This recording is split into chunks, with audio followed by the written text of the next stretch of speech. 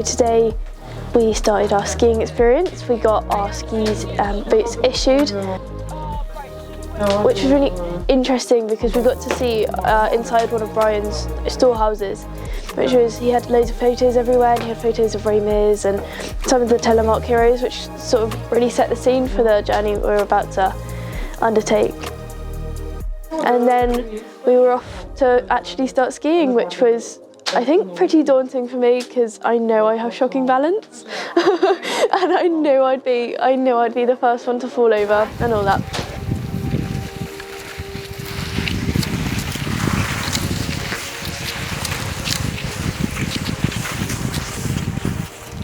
Tim, who's ex-commandos, and he was amazing.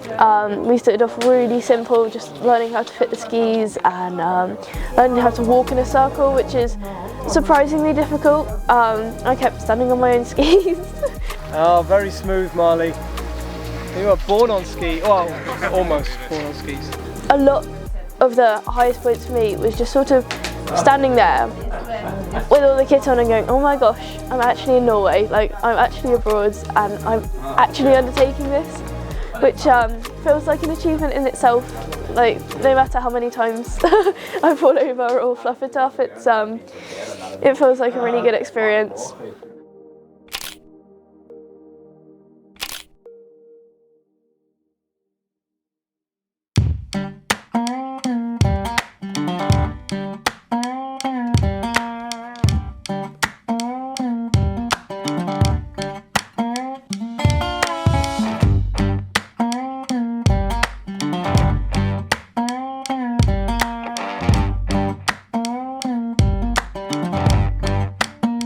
So today we got on our way to some area where we hadn't been before, and it was quite a long drive upwards, which we didn't have yesterday. Once we got up there, a bit of walking, warming up, getting your legs, getting some stretches in, getting used to being on skis again. And I was in Tim's group and we did a long walk to, I don't know why I'm trying to name areas, I don't know where we were. A long walk to start practicing on some hills, breaking up the snow a bit so that we could actually ski on it, sort of, and we did a bit of practice paralleling. Look where you're going. I'm going to see if I can turn around without falling.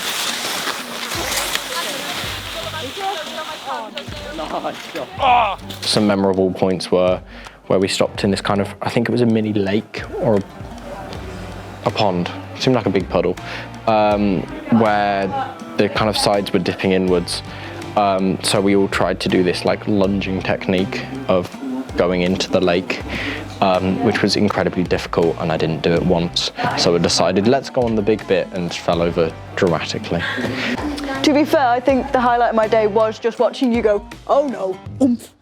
You literally, yeah, you went, oh no, oh no. I knew that I was overbalanced to the front, and it was at that moment where I got too far. Gone, completely gone. We were in the loops above Evian, and we were practicing our technique with the cross-country skis, and we went over the fitting of boots and how effective they are with going down hills and controlling your skis, so going left and right, and if your skis aren't properly fitted to your boots, you will just go into the snow and completely like, we figured that out with the hills that we went down.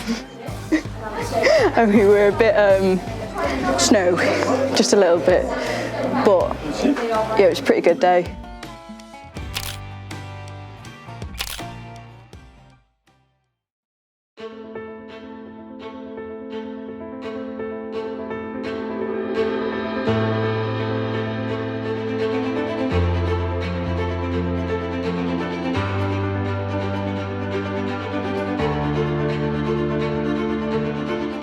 So today we basically did some downhill skiing, worked on our speed control and on the slopes, just having fun, finding a balance that works for different people.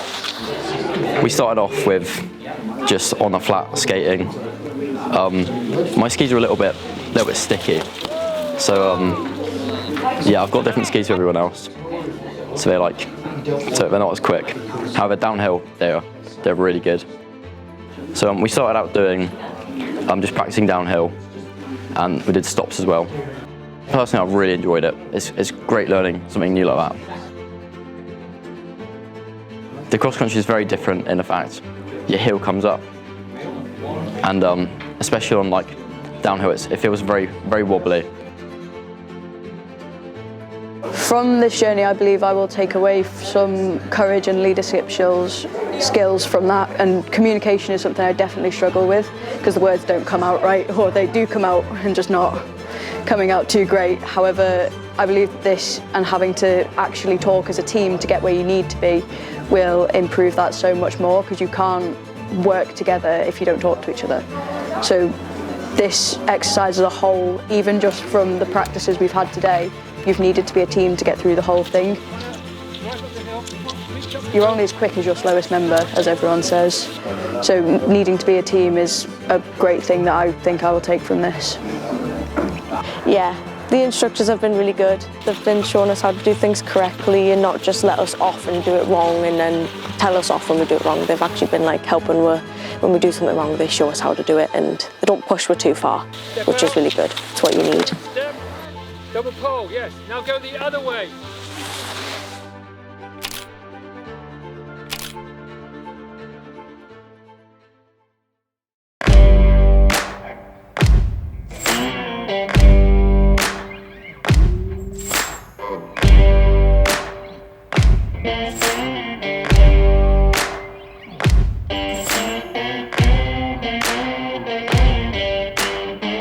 So today we met the dogs, which I really enjoyed because it was nice to be able to bond with them before we actually go out and ski with them.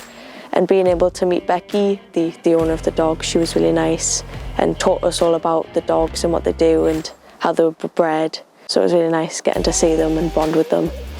Week 2 is the expedition phase itself. So today, for instance, we've spent a whole day preparing for that, a bit of a rest day, a bit of downtime to recoup, to plan, to pack expedition kit ahead of going up onto the Hardanger plateau, where we're expecting some quite gnarly weather.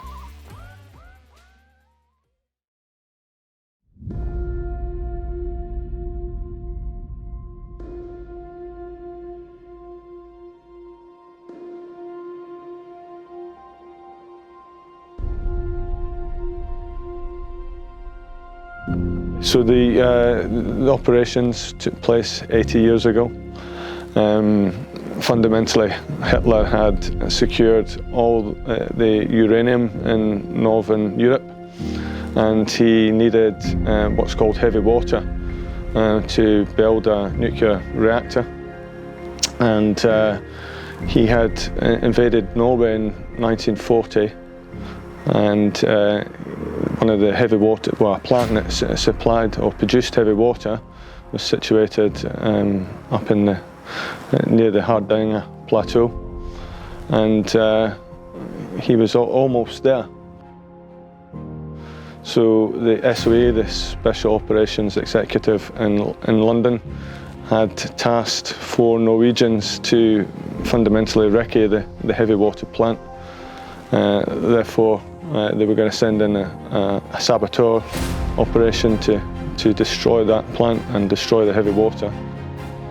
We're going to follow their route across the Hardanger plateau to go to the same plant that they went to. It still exists, it's still there.